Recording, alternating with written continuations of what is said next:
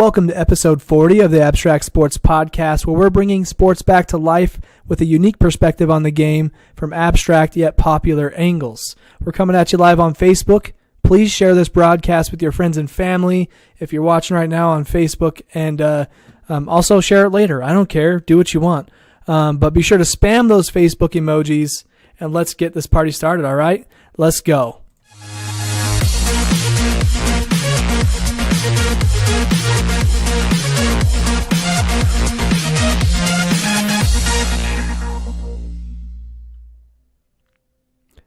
All right, guys, let's get this show on the road. We've got a lot to talk about today, and as a one-man team right now, it's going to take me a bit to get through it. So feel free to add to the conversation in the comments on Facebook. And if you're listening or watching on YouTube after the fact, feel free to drop some comments. Let us know what you think about certain topics we're talking about, and we'll mention your comments before each show every Wednesday at 9 o'clock Eastern Time. Here on Facebook, facebook.com/abstractsports, and let's get this thing rolling. I'm not going to lie, I don't have anything to talk about for hockey or baseball today. We're going to jump right into some Olympics action. This is something that I've been wanting to cover the last several weeks. And I mean, if you were here for the last podcast, I kind of gave you a state of the things, or the general state of things, and where we're at with the podcast and everything. But a few weeks back when the Super Bowl was around, me and Micah and I don't care, grammar, whatever, I don't care. We did our Super Bowl prediction, and then after that I came down with the flu, so I was gone for a couple weeks. My voice is still kind of gross, as you'll probably hear throughout this episode, and I'm sorry you have to deal with that, but just deal with that. But I've been wanting to talk about Olympics, and then when I came back for episode 39 last week,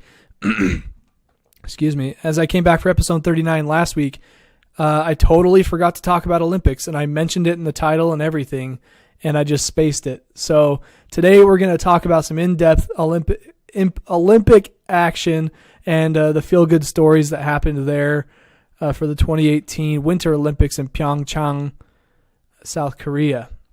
So let's jump into it. The Olympics. I don't have a transition for the Olympics. I wish I did. I'm not that quick at making an animated video. I'm sorry. But let's just start talking about it. I mean, the Olympics just finished up a few days ago on February 25th. They had the closing ceremonies, and the tallies are in for who won in terms of medal count, how many of which kind, and what sport, and all of that. So it looks like Norway took the number one spot with 39 total medals, 14 golds, 14 silver, and 11 bronze. Man, that's a lot. That's a lot of gold. Germany was in second with 31, so Norway was 8 medals ahead of everybody else. That is insane. But Germany had 14, 10, and 7, and then Canada was in third with 11, 8, and 10. And not far behind, a little bit of a ways behind them was the United States of America in the number 4 spot. We had 9 gold medals, 8 silver, and 6 bronze, totaling 23 medals on the year. That is pretty lit. I mean, that's a lot of medals. I feel like the U.S. is always in the top for Summer Olympics. Winter Olympics, not so much. There's other countries out there who know how to they can navigate their way through some snow and through the ice, you know what I mean? The U.S., not so much. I mean, still, 4th place, though, that's a lot better than a lot of other countries can say. But one of my favorite things about the Olympics is just the fact that it's all of these teams coming together from all different countries, obviously, different walks of life, different kind of political climates, and we're all coming together in one big event of competition. I don't think it gets any better than that. You know, I mean, obviously other countries don't have the talent pool to bring the best teams to the table, but the fact that everybody, or at least a vast majority of the countries in this world are able to participate, I think it makes for a really cool event for every country to be able to watch. Obviously, it's the most watched in the United States. We are very proud of our Olympians to get to go and compete in this international event. But it's just really cool because I just imagine as an athlete in the Olympics, you go and travel to this other country where you don't know your way around.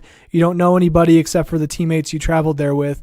And a lot of the time you probably are not able to understand people because they speak different languages. And so it's just a huge outer body experience, I would imagine. And there's probably nothing like it. One day I hope that I can attend an Olympic event. Hopefully it's in the United States and I'd be able to go there and cheer on my country. But even if it is abroad, I'd be down for that too. Obviously, it's just a lot of money. You got to pick the event you really want to go watch. Maybe for me, it would be the men's basketball and summer Olympics for the gold medal. They're always in the running for the gold medal. I mean, there's a lot of good international teams out there, but the U.S. is definitely the talent hub for that sport. I mean, international players come over for basketball to play in the NBA. And so that would be a really cool one to watch. Maybe I'll get to watch the next Dream Team. Who knows? But the Winter Olympics are over, but there are a few really cool stories that I think came out of this year's Olympics that, in previous years, I never really paid attention too much to the Winter Olympics. 4 years ago, 2014, I was just graduating from the U of I. And then that next year I was looking for jobs and stuff. So, I mean, I didn't really get a chance to pay that much attention to the Winter Olympics in 2014. That's so crazy how it's 4 years apart between winter and winter, summer and summer. But one of the first stories I want to talk about is this kid named Red Gerard. His name is Red. He has red hair. That's just a fun fact. But this kid is a USA snowboarder. He was born in the year 2000. Okay? He is of the Tide Pod generation, if you will. I have to say that I can't hastily generalize all kids from a younger generation to be doing the stupid things that kids in that generation are doing. So I take that back. He's in the Tide Pod generation. I'm not saying he ate Tide Pods and, okay. You know what I mean? Brad on Facebook says the curling was awesome. U.S. men got gold. That's correct. I'm going to talk about them a little later and in detail too, which is something I never thought I'd say. Going to talk about some curling in detail with some people today, but we totally are going to do that. So yeah, this kid, Red Gerard. Oh crap, I don't want to close out of that. Let me bring that tab back. Okay. Red Gerard, born in the year 2000. Kid's he's not even 18 yet. He's 17. He'll be 18 in June. Out of Silverthorne, Colorado. He is 5 feet 4 inches tall and 116 pounds.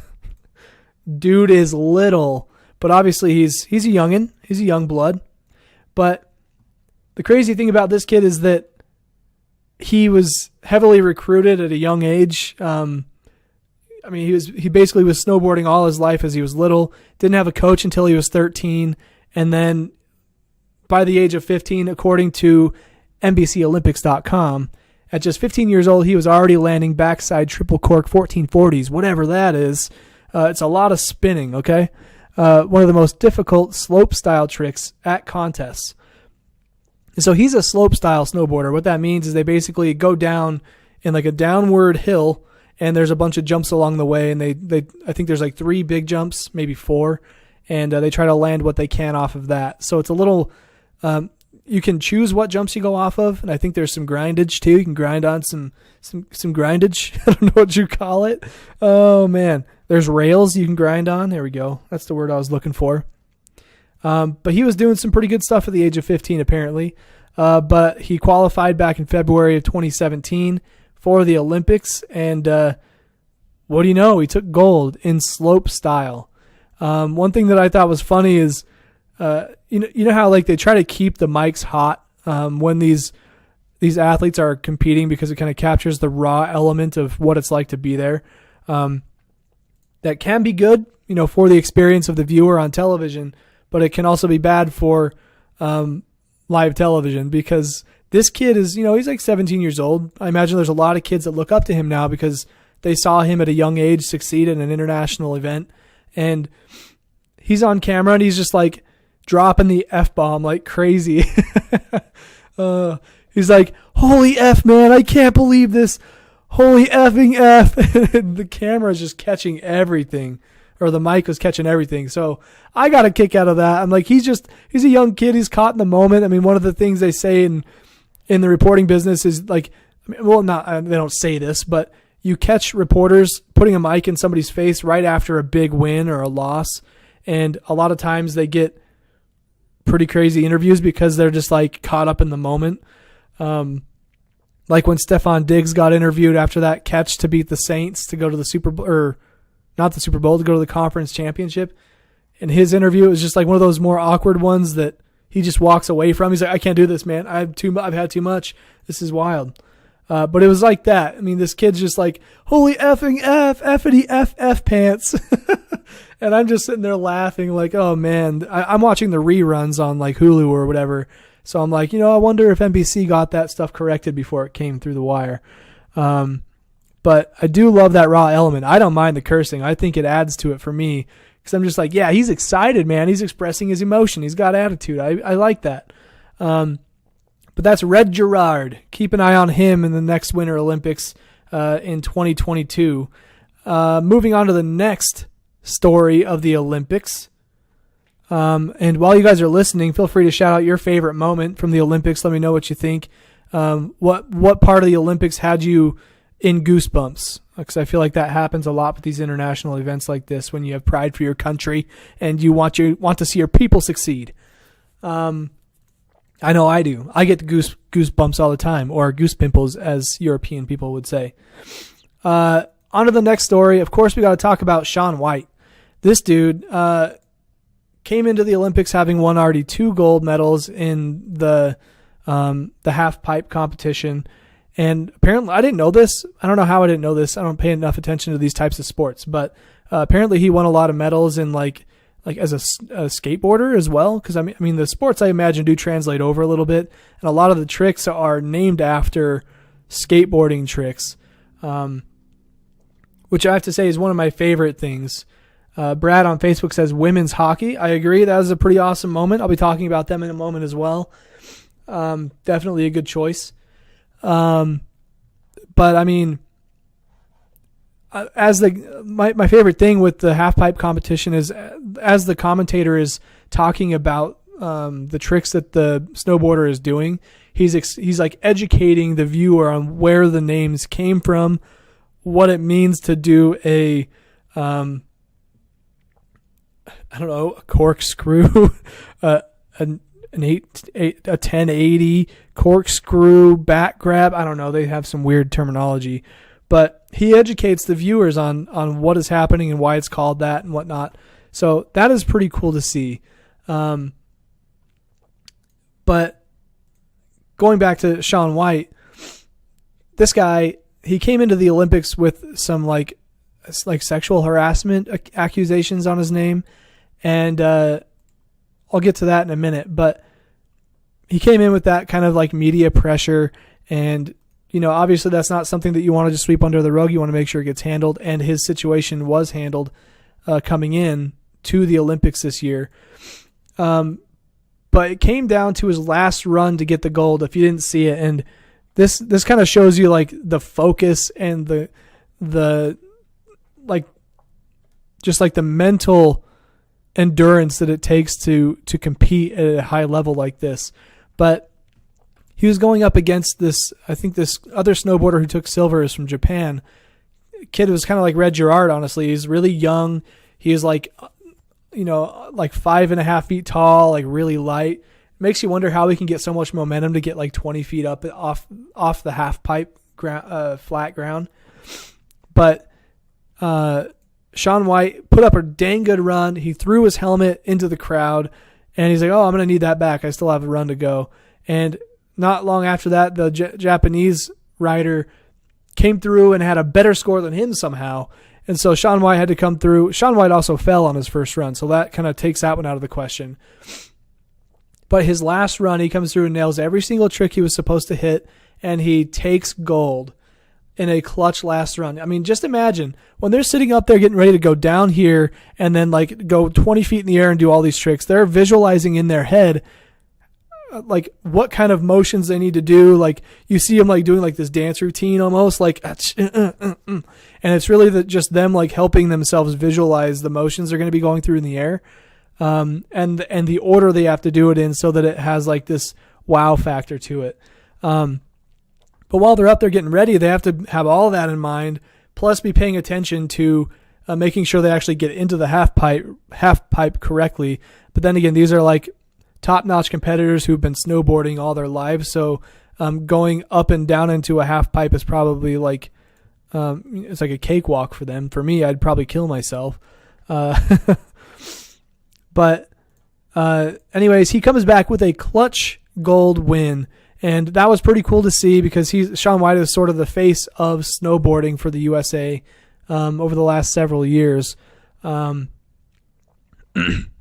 congrats to him on that.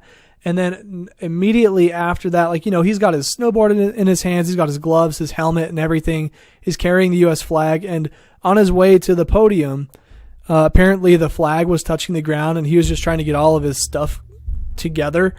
And apparently social media lost it on him. Like, he's dragging the flag. What a disrespect to the United States of America. Oh my gosh. And when I see that, I'm like, okay. And I heard this on ESPN radio and stuff too. And this is very much how I feel with something like that, where the flag is getting dragged on the ground. Intention goes a long way. And I think that goes for a lot of different things. You know, like, when somebody's going about their day and they do something not knowing that somebody is right there, they didn't see them, and it hit, like, say they push their shopping cart, or like they're pushing their shopping cart and they're looking this way and they run into somebody. It's clearly an accident. That person didn't intend to run into you, but people will still get mad. And I understand maybe it hurts to get ran over by a shopping cart, but the person didn't mean to do that. I mean, you would know if they meant to do that. And so a similar thing goes with the flag. I mean, obviously you have to be paying more attention. You know, you don't want to let your flag drag on the ground on purpose or at all. You know, you don't want that to happen. But if it does and you didn't intend for that to happen, clearly it's not a disrespectful move. It's like maybe a careless move, but he didn't intend for that. He clearly loves his country. He said so a million times in the interviews and shouting out all the support from the fans and everybody back home. So it's all about intention with that kind of stuff, in my opinion. Let me know what you think in the comments. But clearly Shaun White has no intention of dragging the U.S. flag around when he's competing under that name. The fact that it happened, you know, that kind of sucks, but everybody lives and we're fine. So that's just my quick opinion on that. But then the first thing that happens when he gets to his media interview is this reporter asks him about the sexual abuse or sexual harassment allegations, which apparently he sent a bad photo to some girl and she didn't ask for it. And so it was deemed as abusive or something like that. And I don't know the whole situation, but that's what I've heard. And so that was the first question that got brought up. And he just kept saying, like, I'm here to talk about the success of the medal today. I'm not here to talk about that. That situation has been handled, you know, that it's been dealt with. So let's not talk about that. We're here to talk about something else. And even that got more backlash. Like, oh, of course it's relevant. We need to be talking about this right now. But very interesting stuff, you know. But that's Shaun White, everybody. He got another gold medal. Congrats to him. And, you know, if he dealt with that situation and he's clear of conscience and everything, I mean, let's move on from it. But it is an important tarnish to his name. Moving on to USA women's hockey. So I don't know if you heard this, but the women's American hockey team took the gold medal this year. The first time in 20 years since the women have done that. Now that's a pretty cool moment. I saw an interview with a few of the girls from the team where they were talking about like what what these Olympics mean to them and why it's important to them and all that. And they all obviously had some pretty deeply rooted things to say about that. Like, you know, it really means a lot to go out and support your country in an event like this, among other countries who are some of the greatest players in that certain sport. In, you know, hockey, Canadians are obviously up there. Germans are very good at hockey as well. But pretty much what these girls were saying in this interview is that, a lot of them are at that age on the team where the women's team that won it 20 years ago, back in 1998, these girls were watching that gold game. And when the U.S. women came out on top getting the win, it sort of like idolized that team or those players for these young girls at the time. And so here in 2018, these girls who got to see the American women go and win it 20 years later have sort of this chip on their shoulder to want to go and win gold again in light of that moment that inspired them to be where they are today in competing with hockey. And that's one of those moments that kind of gave me the chills because I think everybody has like an idol that they look up to as a kid, or somebody that they want to be like, or somebody they want to be as successful as. And when you get to that moment, I could only imagine what that feels like. You know, you've put in all the work to get there, and you've gone through different teammates with different teams, and the team that you happen to have that wins the gold medal, I can't imagine what that feels like. And those ladies will have something special to remember for the rest of their lives. That's really, really cool. And from what I heard, I didn't get a chance to watch the game. I watched the highlights, but the women won it in a shootout, which is pretty wild, even more intense because, get this, the goalie for the women's hockey team is 20 years old. Imagine the pressure on that girl. Like, she's 20 years old. At 20 years old, I didn't even know I didn't know what I was going to do for my living. And she's out there, like, you know, defending goals for the women's hockey team in the Olympics, and then eventually taking gold because of her saves. Like, give that girl a raise. Give her a big bonus. Dang, that's wild. But it's stories like that 20-year-old goalkeeper that girls are going to be looking up to now. Maybe 20 years down the road, maybe, you know, hopefully less. Hopefully women take the gold more than that. But the important thing to learn from this story is that a lot of young girls who don't think that they can make it in a sport that is highly populated with men can go on and do big things like that at an international level. So that is a really cool story, and congrats to the U.S. women's hockey team. That is friggin' awesome. And on to the last story about the Olympics. That's right. It's the USA men's curling team. Or as I like to call them, where's my name for them? Just a bunch of American dads. That's really what they are. They all look like that generic American dad bod look. And I love it, especially the dude with the mustache. I think he kind of takes the show with his pants and his nice shoes, tucked in polo, and the hat that just says USA on it, mustache, chewing gum. Like, that's like a dad in your backyard grilling, you know. That's what he looks like he's wearing. Andy Bauman on Facebook says, that was awesome. I agree with you. Alice says, yay! She's excited to be here. Welcome to the show, guys and girls. Got to be gender neutral, you know what I'm saying? Hey, Andy, I'm going to be talking about some bowling here in a little bit. Look forward to that. I'm going to talk about why I sucked and how I didn't handle it well. Yeah, Brad on Facebook says, almost like bowling, huh? Or giant shuffleboard. Yes, curling is basically giant shuffleboard on ice. And it's kind of like bowling, and it's kind of like golf in the same sense that your muscle memory has everything to do with your success. But in this case, I guess you could call it more like a shuffleboard mixed in with like croquet and bocce ball. You see where I'm going there? Because you're sliding a thing down a thing. That's shuffleboard. And then the croquet is that you're knocking this other team stones out of the way to get to the goal. And then bocce ball is like you're trying to get it closest to the center or closest to the ball, which is in bocce ball, it's a ball. Yes, it's a combination of a lot of different things, and I think that's what makes curling so cool. It allows people from a lot of different areas, from different lawn games and bar house games, they can rally around a sport that their country's competing in. So, shout out to curling for being a diverse sport and touching a lot of different fans from all over the place, like horseshoes too. Yes, kind of like horseshoes.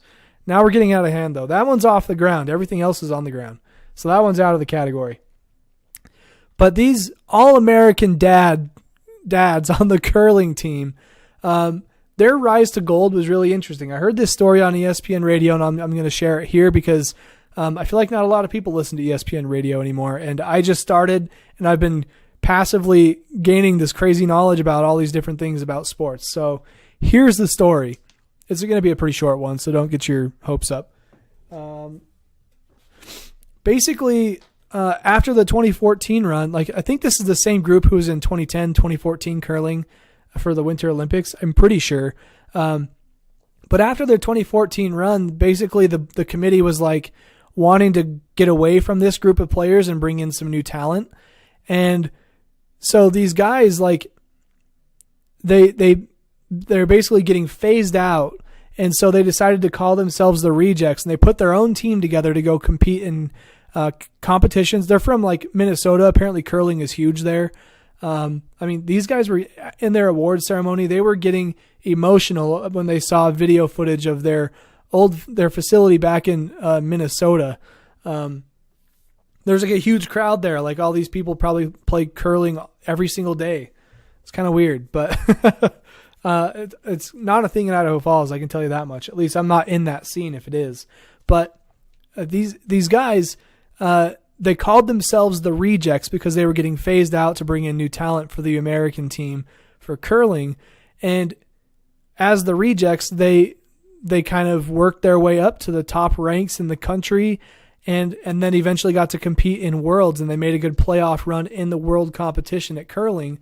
And at that point, the committee who sort of like tried phasing them out was like, you know what, we were just kidding. We want you back. And so they brought them back in, and these guys are like super humble. I heard an interview with one of the guys on the radio, and he was saying that, you know, he can't go so far as to disrespect the people that got them where they are.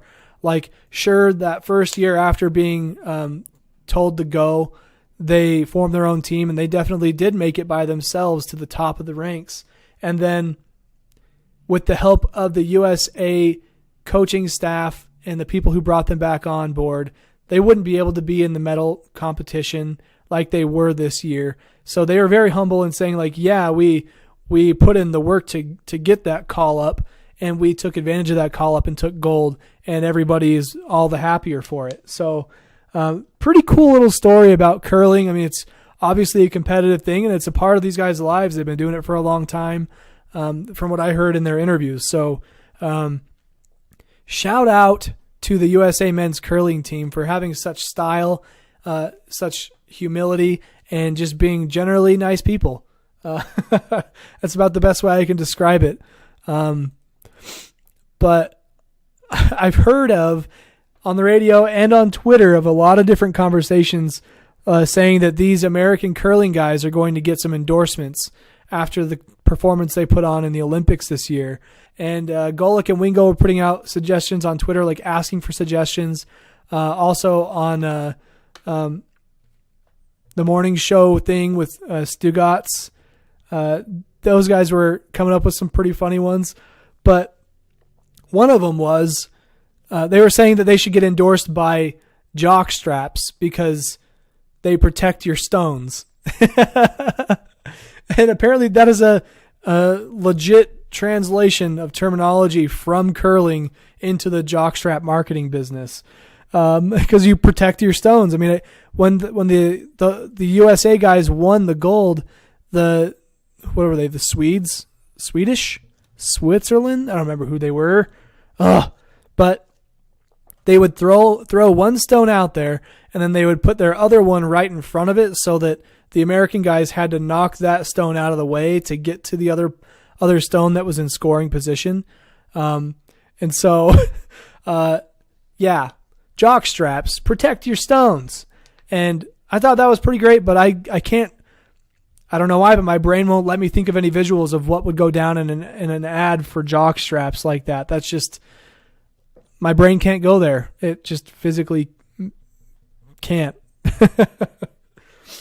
Let's see. Andy on Facebook says, their dad bods stood out to me also. We could curl. You're right. We totally could. We have the bods for curling. And then Brad on Facebook says, Budweiser, them curling beers.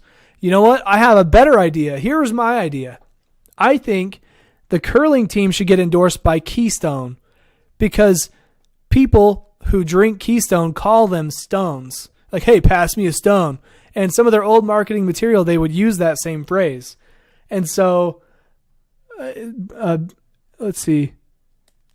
So when you say curling beers, are you saying like weightlifting curling or like pushing beers down the ice? Because that's one idea I had. But the Keystone idea is pretty great because it could be like, here, pass me a stone. And they like are doing like trick shots to get the beers to the guys at the other end of the ice. Like they could be just like, you know, like the bar slide that you see in a lot of commercials where they slide the beer, the draft glass of beer down the bar and it all stays in the glass. The person at the end catches it and they're not looking and they're just like, thanks, man. And then they drinks the beer. I think they could do something like that, but Keystone, like Keystone Light, how do you not know? Keystone. I guess their other marketing material they used was this guy or this character named Keith Stone, because it sounded like Keystone. Keystone, you know, that cheap beer at the bowling alley, you can get 6 of them for $6. It's called balling on a budget or bowling on a budget, drinking on a budget, whatever. It's a budget, cost-effective drink, okay? Gosh, that's what Key is. Key Light. But I where they like slide the beer down the bar top, but instead they're on the ice, like at a curling arena, and they like have like this really slow, drawn out thing where they like slide the beer and it takes like the entire minute of the ad for the beer to get to the other end. And by the time it gets there, he's already like pounded 6 beers and he's like, thanks, man, or something. I don't know. There's so many different things you can do there, like curling trick shots. And then they like maybe you put the beer on top of the curling stone and you push it down the ice. And whoever gets it closest to the middle, or the person who's furthest out from the middle has to chug it, like turning it into drinking games now, man. Curling is the next big thing. I got to get a curling squad together. I'm going to go after these guys in the Olympics 2022.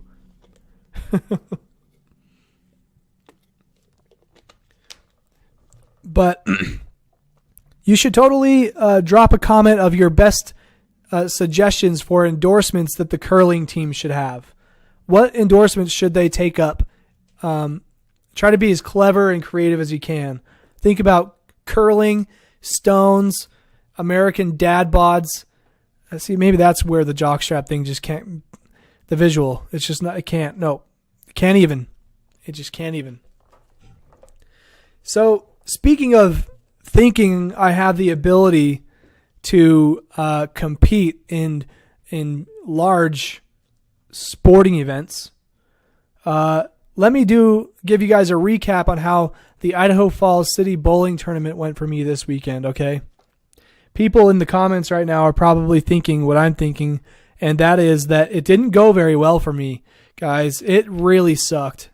It started out okay. So basically the way this works, if you're not familiar, for all you non-bowlers out there, I know there's a lot of you. So I have a 164 book average, which the way I see it, that means that I ended the league last year with a 164 average. So I bowled my way up to a 164 throughout the year last year. And so that's my book average for this year. And they use the book average for like competitive events like city tournaments and state tournaments. So I have a 164 average according to my book average of last year, right? Well, my average this year right now in the league I'm bowling in is 150. So that tells you how much worse I'm bowling than last year. At this point last year, I was probably at like 157 or 159, inching my way up to the 164 mark. So I went into the Idaho Falls City Bowling Tournament with a higher average than I'm used to bowling with. And these things cost money, which I don't know how much I owe yet. We had somebody sponsor both the teams, and so I need to find out how much I owe those guys. But in this tournament, we bowled teams on Saturday and then doubles and singles on Sunday. So teams, there are 5 people. So it was me, my brother Michael, my friends Andy, Joanna, and Shane. And Andy here is actually in the comments. I've mentioned him a couple times. And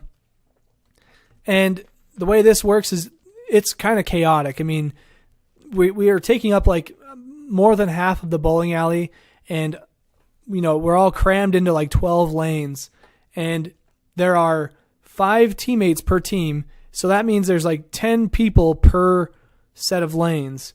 So that's a pretty crowded environment. A lot of people bumping around, and some teams weren't as fortunate as me, and I got to bowl next to people that I know, so that was pretty nice. But I mean, not that I'm like an antisocial person. I could have dealt with that. But so us 5 started out, and I was feeling pretty good to start the weekend. I'm like, I actually had missed bowling the night before because I went to Pocatello to watch Pyeongchang perform in a dance performance, which was really awesome, by the way. Congratulations to all those girls, and great job on the show last weekend. I had a lot of fun. And anyways, I started out teams bowling a 169, and one of my teammates would say, that is the best score you can ever have. So I was like, hey, Kirk, I bowled that just for you. And then I bowled a 191. So I'm thinking like, hell yeah, I'm bowling way over my average. Like, 169 is 5 over, 191. That's like 27 over my average. So I'm feeling good. And then I bowled a 144. And even that game kind of like made me mad. I was like, I was doing so well. I was like relatively consistent, at least in bowling over my average. And then I bowled a 144, and that kind of made me mad. But the thing that I'm thinking about in my head too is I put money in brackets before I start bowling. What that means is I'm basically betting on myself to do well so that I can win money if I do well. And I love gambling, I love betting, but when I can bet on myself based on my skill, I will do that every time, because there's no cooler feeling than like putting money on yourself and then winning and being like, yeah, man, I'm good. Like it's a nice self-esteem boost, I guess you could say. But I put it's like $2 a bracket, and a lot of people put money on brackets. So I put $20 in. I think I was on 10 brackets for teams, and I bowled really well the first couple games. And if you are familiar with how a bracket works, obviously you're going against somebody, and they randomize that, but you're going bowling up against somebody. You don't know what their average is. You don't know what their handicap is if they have one. And you have to beat that person and go on and beat the next person. And so the best thing you can do is just bowl damn good all 3 games. And because I have a 164 book average, if I bowl a 164, I actually get a 205 with my handicap. So with the 169, I had actually bowled a 210. And with the 191, I bowled, oh my gosh, like a 240 something, 230 something. So that got me through the first 2 rounds really easily. Then the 144 plus my handicap put me at like 170 or whatever. And that actually, I put $20 in and I walked away with 26. So I was really stoked about that. And then I go into singles on Sunday, and I'm feeling pretty good from the day before. I won some money. I got there early. I had a cheeseburger, and I was good to go. And I started out throwing a bunch of crap, like crazy splits on everything, like 7 split. So I'd get 7 pins, and then I'd have to get a split to pick up the spare. An 8 split, I would have like 2 pins separated. It's kind of hard to describe. If you have to bowl to know what I'm talking about, know what numbers I'm talking about. But like 1, 2, 3, 4, 5, 6. So like the 8 and the 10 pin, they're like not on the same row. They're kind of like staggered. You have to like get that ball right in there to knock them over. And Andy on Facebook says, "You took my money." Sorry, man. Hey, you bowled a lot better the next day though. Unlike me. So anyways, going into singles, I put all my money on myself again. Just, I go in intending to lose this money, so I'm just going to put it in, and if I win money, sweet. If I don't, that's okay. I plan on that. And so for singles, I started out with a 163, and that's, 1 under my average. I was kind of beating myself up about it. But then I bowled a 132, and I was like, okay, that's my lowest of the weekend. That really pissed me off. And I started to get in my head a little bit. But then I came back and I bowled a 172, and I was still pissed because, 172 is still only 8 over my average. And I'm trying to win some money, and I'm also just like, I expect more of myself, I get caught in certain situations where I get a good streak going of strikes, and then I ruin it with an open frame or something. Really makes me mad, and it's kind of hard to get in my head and hit that reset button. But I ended up with the 172, and Joanna, one of my teammates from the day before, she came over to me, and she's like, "You are a lot less happier than you usually are, and I don't like that. What is going on?" And I was like, "I'm just mad at myself. I'm not picking up the frames that I should be, and it's pissing me off. I don't know how else to put that." And she's like, "Well, get over it. You have another game to bowl anyways. Like, you have 3 more games. Make it up here." I'm like, "Well, yeah, but the singles brackets are ruined now, so I'm still mad."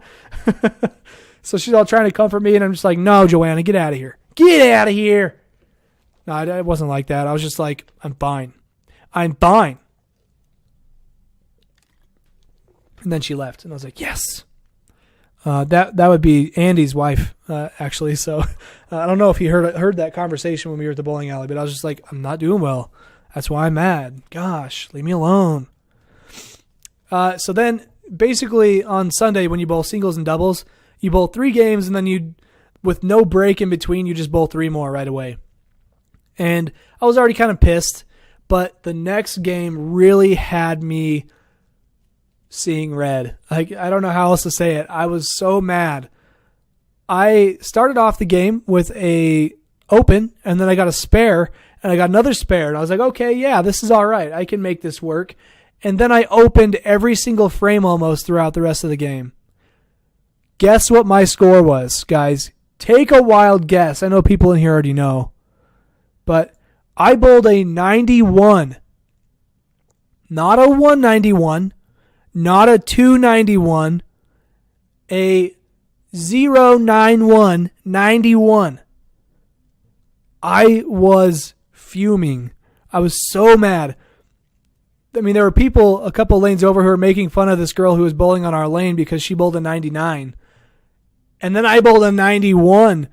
And I just shut up. I kept to myself. I was just like, nobody can hear about this. Nobody can know. Oh, excuse me. My voice is dying.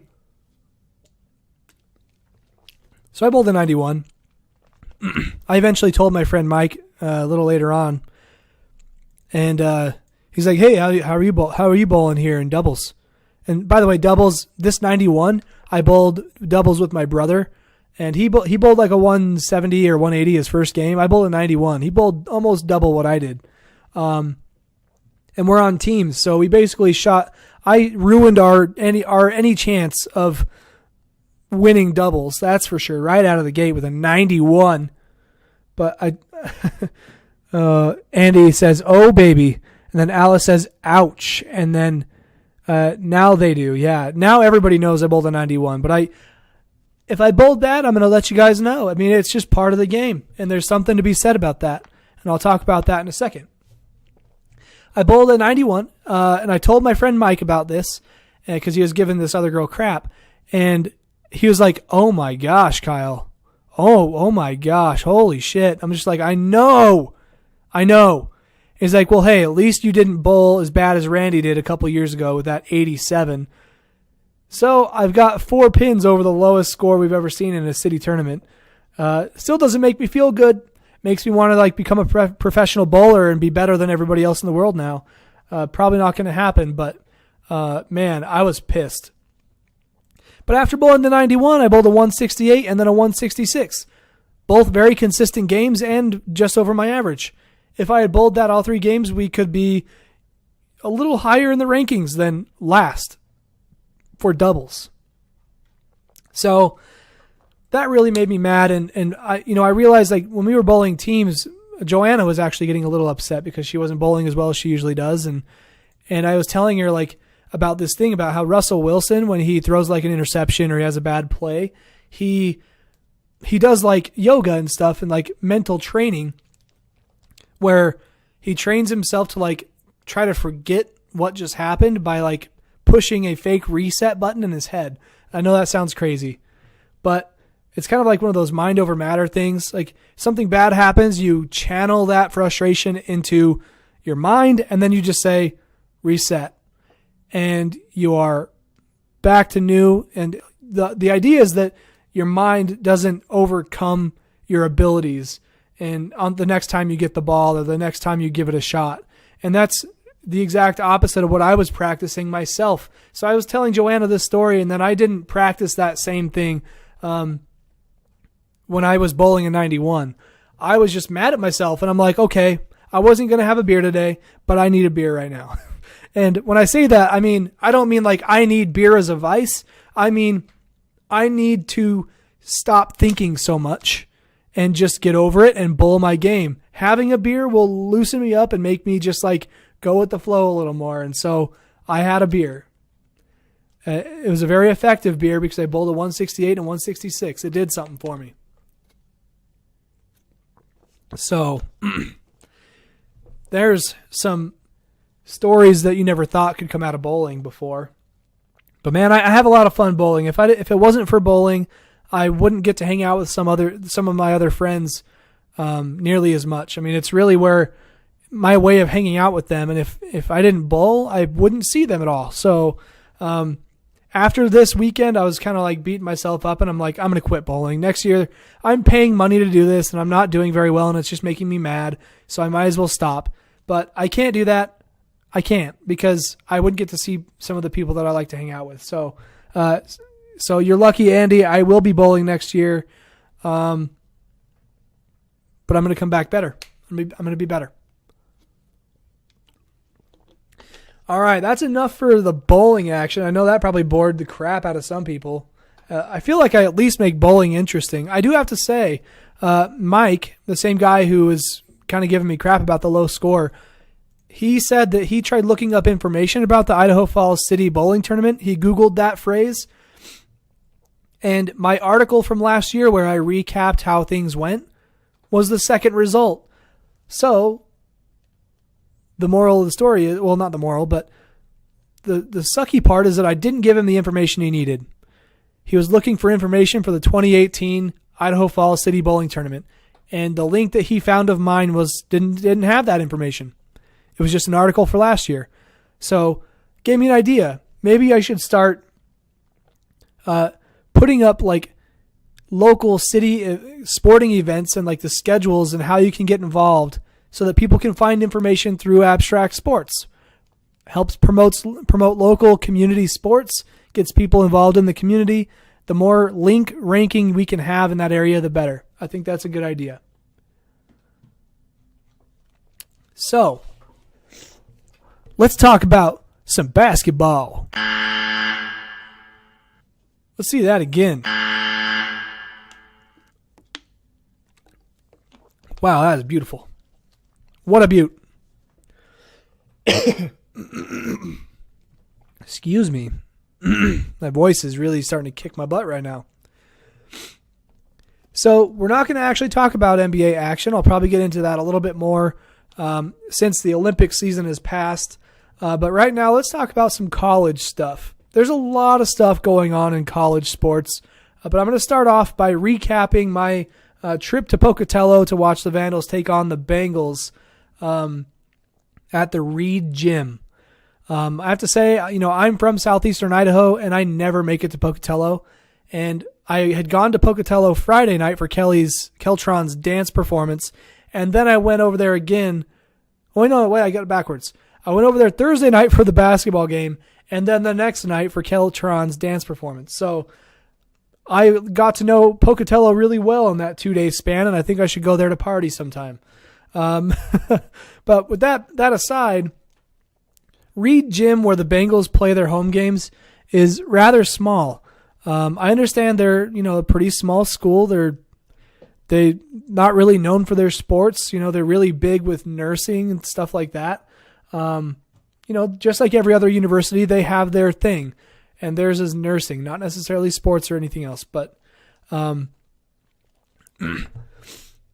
this gym is like smaller than my high school gym, smaller than really every other high school gym in Idaho Falls, including Idaho Falls High School, and that's not a very big gym. The YMCA gym is almost bigger than this, except the YMCA doesn't have chairs, but the court, it's about the same size. But I will say their court is kind of cool. They've got like the Bengal tiger stripes in their key area, really neatly done. And it gets loud in there when things go good for the Bengals. I'll tell you what. So this game started out not good for the Vandals. Basically, we trailed the entire game. We were down by about 10 points all game. The Bengals could not miss a shot. They were hitting every single three-pointer. So these guys, we've shot the lights out. Like Micah, you guys know Micah. Micah the Wave, the 7-layer dip of the podcast. He was saying that we've done that to teams where we will just go shoot the lights out of the gym and the other team has nothing they can do about it. We just shot better than them. Well, the Bengals did that to us that Thursday night last week. They shot 16 of 27 from three. That's well over 50%. And I can only recall 2, maybe 3 of those three-pointers that were wide open or uncontested. The rest of them had at least a hand in the face. Guys were closing out on the three-point line to try and defend, and the shots were just falling. There's nothing we could do there. But to take it a step further, Micah also pointed out that none of their bench players scored in this game. Do you know how ridiculous that is? Only the starting 5 players scored. And to take it even further, the bench only played 18 minutes.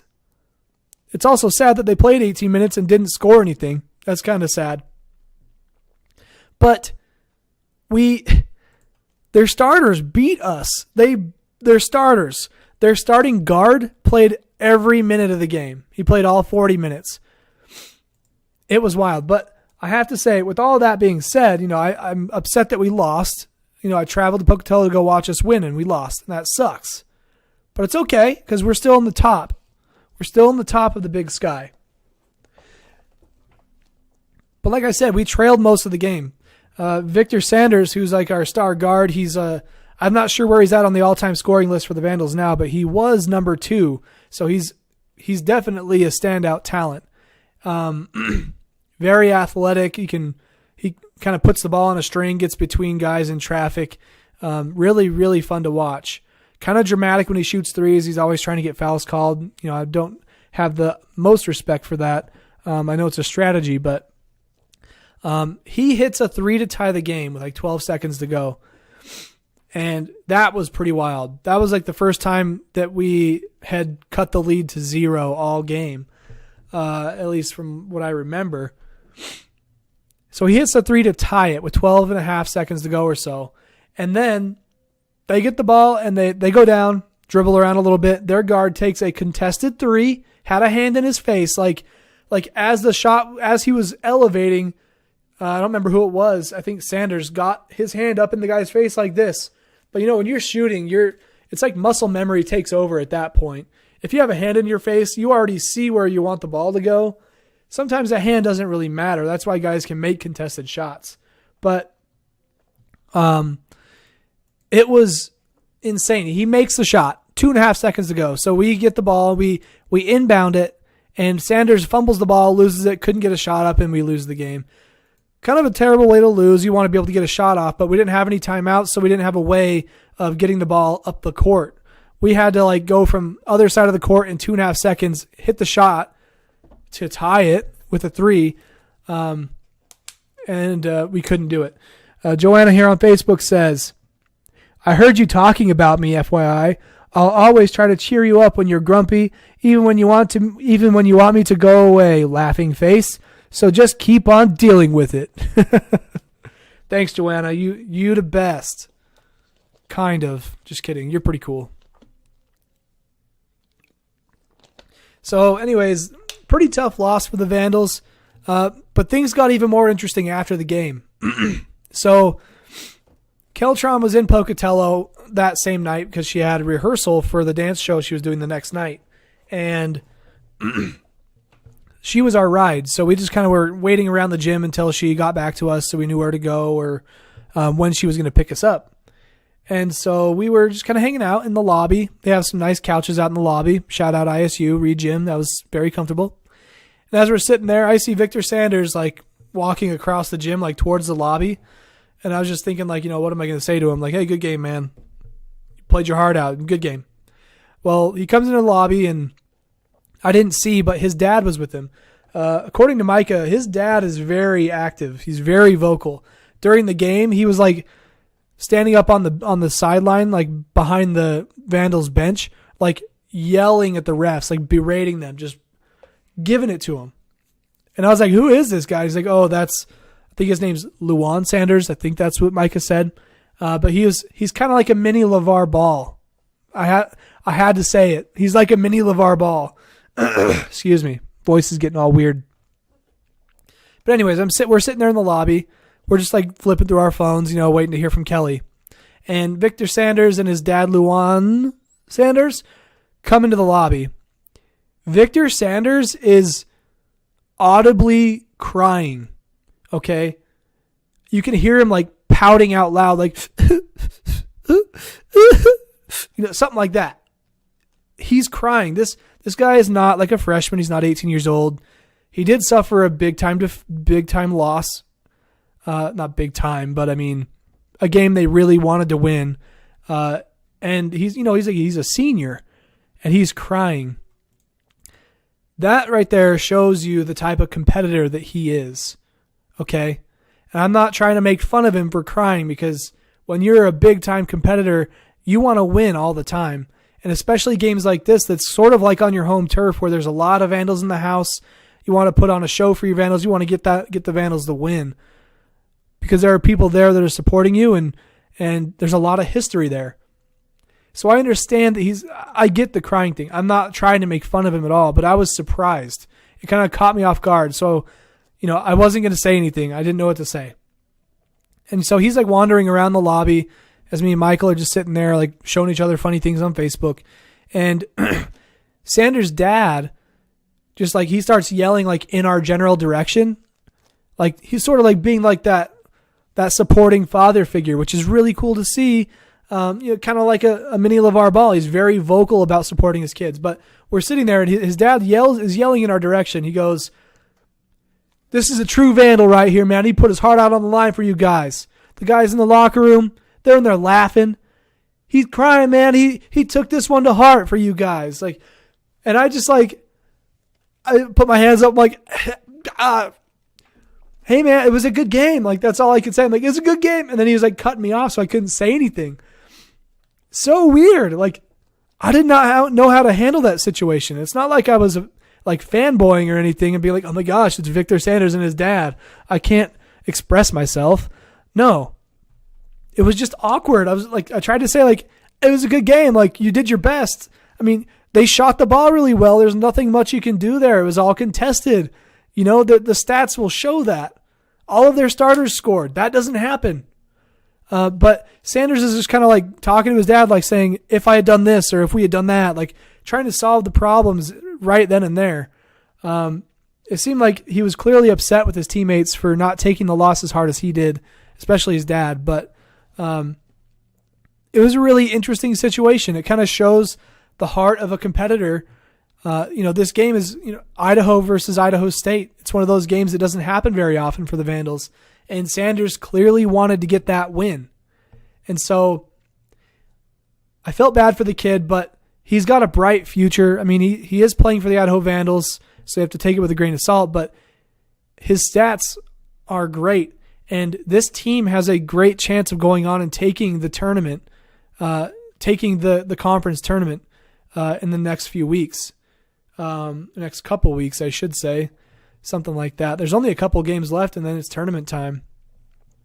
But if Victor Sanders or his dad or anybody that's close to the Vandals or who was at that game, just know Victor Sanders is a hell of a competitor. That kid cares about what he does. He clearly enjoys doing what he does, and I wish him the best. And with him finishing out his senior year healthy, and we'll see what kind of happens in the offseason, see if he gets picked up anywhere, or maybe he'll play overseas. But I've never felt so connected to the Idaho Vandals basketball team. I'm always watching the NBA, and it's just hard for me to keep up with. Micah, on the other hand, is very big about Vandal basketball, and I can say that that's kind of rubbed off on me a little bit, so thanks to Micah as well. But Vandals, if you're out there, support your Vandals. Be sure to watch them during the tournament. Check up on the schedule for that. That should be coming out very soon. You know what? Let me actually try and pull that up really quick. Big Sky Tournament. Road to Reno. Okay. Time left to event in Reno. 4 days, 16 hours, blah, blah, blah. There's a counter for it.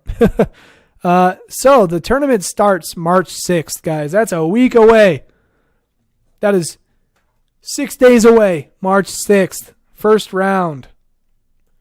That is awesome. Big Sky Tournament. Let's see. Where's the schedule? Is there a schedule? Man, there's got to be a schedule. Where? What? Maybe they don't come out with the schedule until later on. Men's title game is on March 10th, 2018. That's both women's and men's, by the way. March 10th, 2018 is the title game. So that means over the span of 4 days, they're playing a lot of basketball. So watch out for that, Vandals. I know I'll be watching that. Me and Micah are going to be face glued to the TVs or our phones because that's typically how we end up watching the game. Man, I'm already at like over an hour with this show, and I have a lot more to talk about.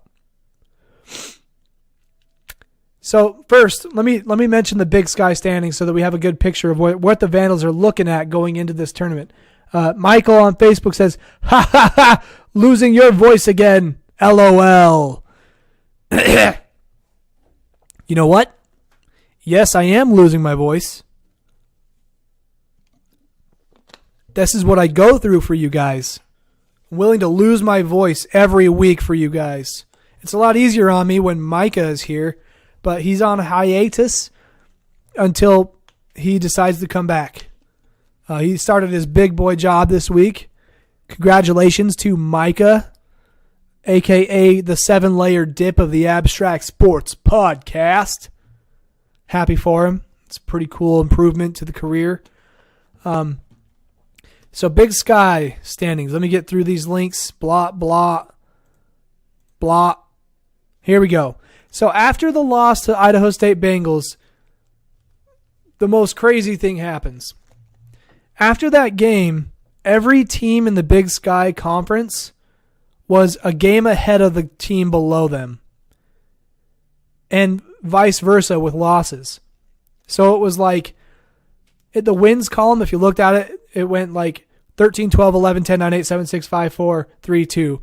And then the loss column went 1, 2, 3, 4, 5, 6, 7, 8, 9, 10, 11. It was really crazy. The odds of that happening are insane, especially because they're playing out-of-conference games. It's not like the games are evenly spread throughout the conference. The odds of that happening are insane. But right now, as we are sitting, with the Thursday game coming up, it's not a conference game, I don't think. Northern Okay, it is a conference game. Northern Arizona, they are the last team. They're in last place in the Big Sky. We play them on Thursday, the men do. Women are playing them tonight, if according to my schedule here. They are. Let me check it. Women, it says 6:30, but there's no score. Whatever. You're broken. ESPN, you're broken. But yeah, so right now it's sitting Montana number 1 with 14-2 conference play, 21-7 overall. Idaho, go Vandals in the number 2 spot, 12-4 in conference play, 20-8. So if Montana loses a game and we win a game, we're 1 game back. And then I'm not sure who we play for our last game or if there is another game. So something to keep in mind. But it goes Montana, Idaho, and then we just beat Weber State to take the 2nd spot the other night. Eastern Washington, Northern Colorado, Portland State, Idaho State. So they're like number 8, 7. They're number 8, 7. Montana State, Southern Utah, North Dakota, Sacramento State, and Northern Arizona.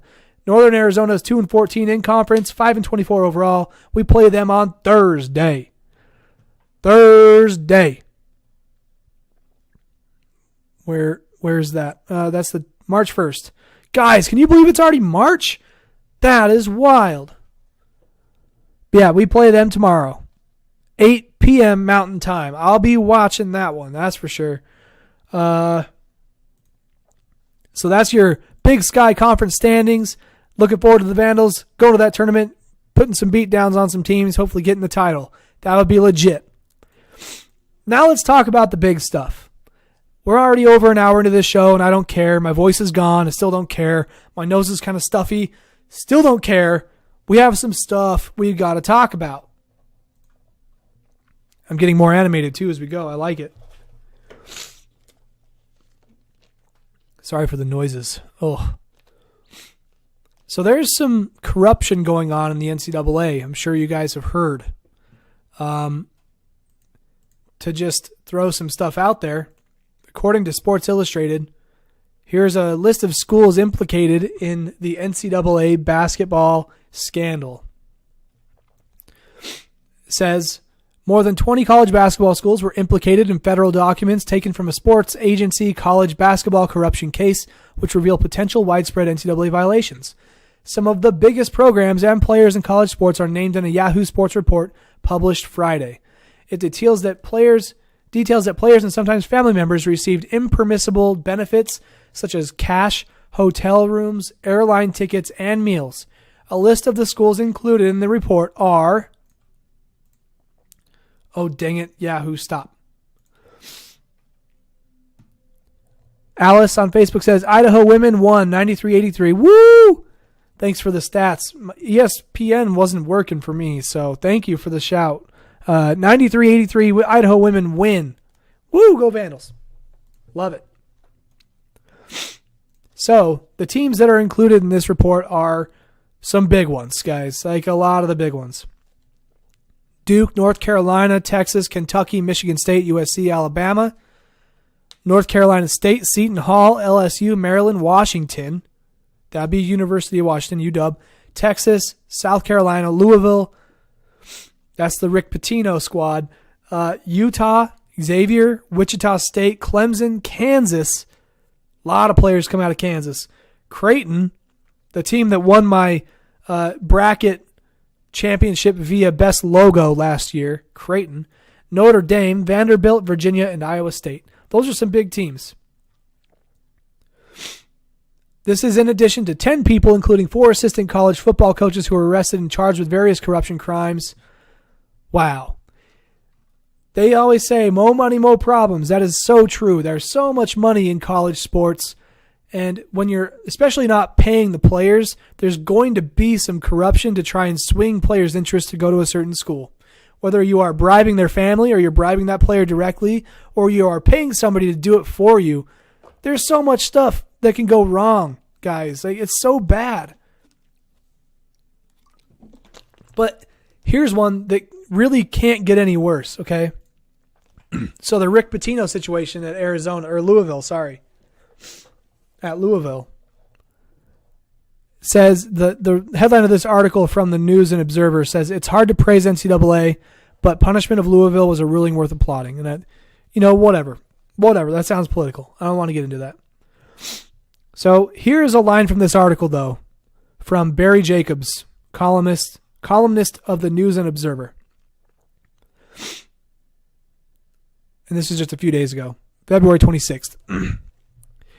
As important as the nature of the violations, supplying recruits with sexual favors from professional escorts and strippers was the long-standing, well-organized nature of the practice and the denial of responsibility by Hall of Famer Rick Pitino, the man in charge. The head coach's ignorance rang hollow in light of a detailed 2015 tell-all book written by Katina Powell, the woman who provided the talent to teenage boys in a campus dorm. So this is one of those strippers who was using her services to try and persuade players to go to that college. And this is under Rick Pitino, the man in charge. This stuff doesn't happen willy-nilly. It's organized. No question. That's pretty messed up. Not only are you probably bribing players with money, but you're also bribing them with strippers and sexual favors. Bro. Get out.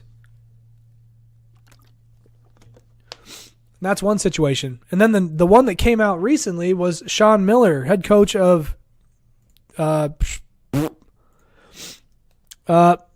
Arizona. This is the same school that Sharif O'Neal, which is Shaquille O'Neal's son, the same school that he committed to several months ago. And since hearing that Sean Miller was somehow caught over a wiretap with the FBI, promising a $100K payment to try and persuade this player to come to the school, that's basically what happened. After this news broke, Sharif O'Neal decommitted from Arizona, said he's reopening the discussions for recruiting and teams to invite him in for a workout or a training or to go to school there. So, yeah, this is where things really start to get interesting, because when you have this kind of corruption, people surrounding them do not want to be affiliated with that wrongdoing. The same thing goes for that stuff that's going on at I want to get my facts right here.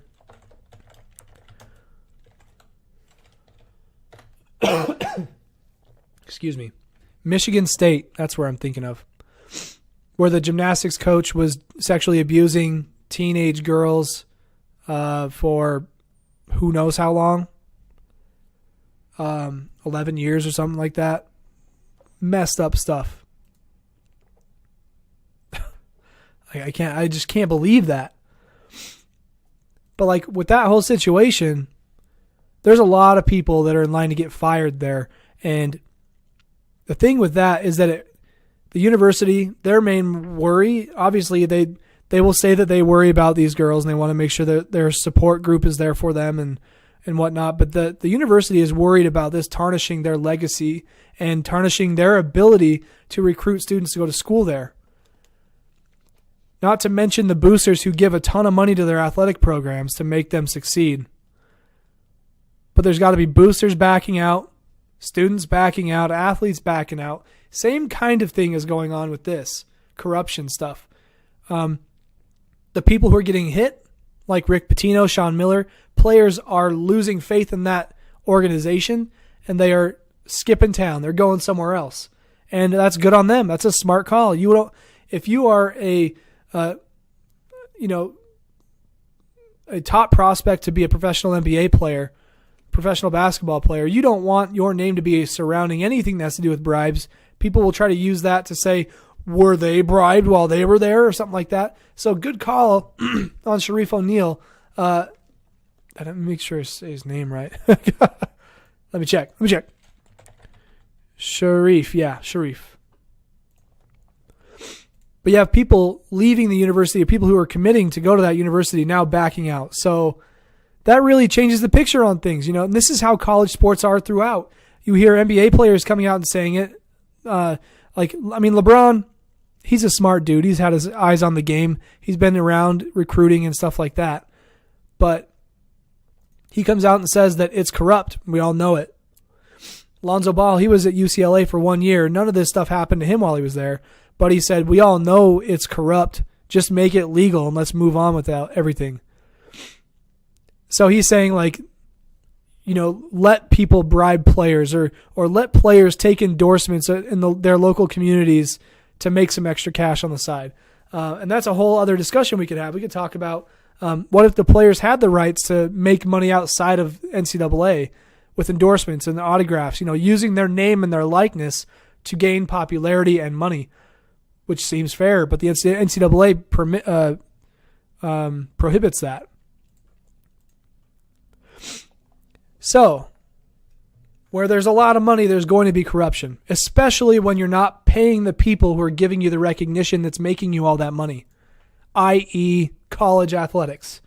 Something's got to change. I don't know what it is, but I think a great start would be letting the players use their name and their likeness to make extra cash on the side. I think that's a great start.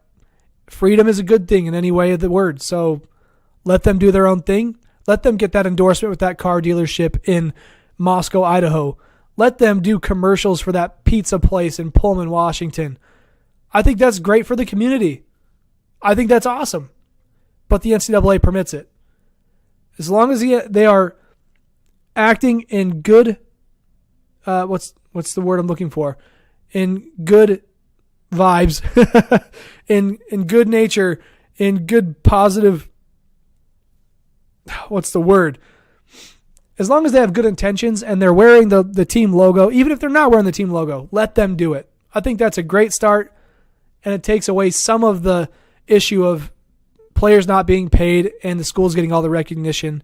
It can at least tip the scales a little bit in the other direction.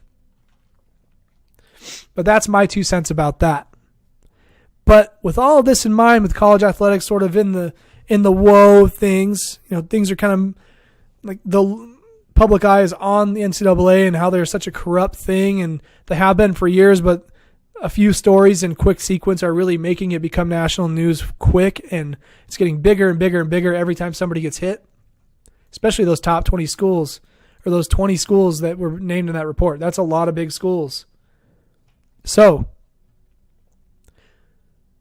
my question to you is, in terms of college hoops, do you think the JBA is going to become a viable option for these players? If you're not familiar, that one guy by the name of LeVar Ball, some people call him a genius, some people call him an idiot. I call him both. He came up with this new idea called the Junior Basketball Association. If you look at their logo and their branding, it's eerily similar to the NBA logo, where there's a silhouette of a player. It's kind of in a rectangular box. They're using a two-tone deal. And I think that says something about the way they're trying to go with this. The JBA, or the Junior Basketball Association, is essentially for the elite of the elite college basketball prospects, or higher basketball, if you will. It's kind of like the alternative to college for people who actually want to be athletes for a living. People who have futures as athletes professionally. So think about LeBron James. He came out of high school at the age of 18. He skipped college. He went straight to the NBA. He didn't have all that time to be able to learn from college coaches, become a better human being and stuff, and be put up against that tougher talent. And that's fine. He's obviously done well for himself. Congrats to the King on being the only player with 30,000 points, 8,000 rebounds, rebounds, and 8,000 assists. That's wild. Only player ever. But so imagine like college being like, you go there I went to college to get a degree in graphic design so that I could know and have the skills to use them in a workplace outside of school where I can make money and pay off my student loans, which sucks because I had to take loans out for that. Most college athletes don't have to do that. They're on scholarship, right? Well, the JBA is kind of like a college, but for professional athletes or aspiring professional athletes. But the elite of the elite, players who think that their talent should be worth money right out of high school will play in this league. People like Sharif O'Neal, I feel like he would probably play in that league if it was a stepping stone for him to get to the NBA. That's the biggest obstacle with this JBA idea. Sure, it all sounds great on paper, being able to pay athletes to learn the things they need to learn before they go professional. That sounds great on paper, but they've got to build a large following.